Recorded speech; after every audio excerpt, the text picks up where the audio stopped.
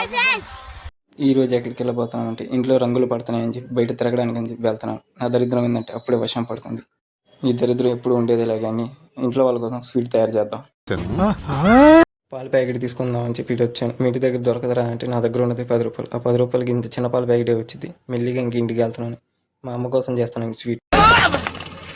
దీంతో నేను ఇప్పుడు తయారు చేసేది 2 స్పూన్లు వేసి పాలల్లో బాగా కలపాలి. కలుపుతున్నప్పుడు గుర్తొచ్చింది నా దగ్గర అరటి పండ్లు తప్ప ఏం లేవు.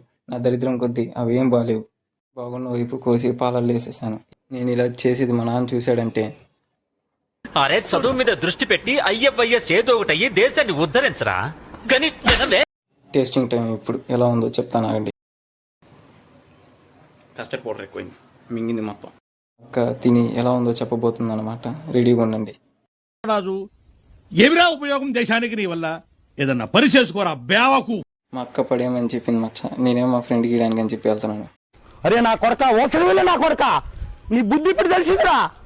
వాడికి ఇచ్చేసి ఇంకా ఇంటికి వెళ్ళిపోతున్నాను అనమాట. వీడియో సబ్స్క్రైబ్ చేసుకోండి.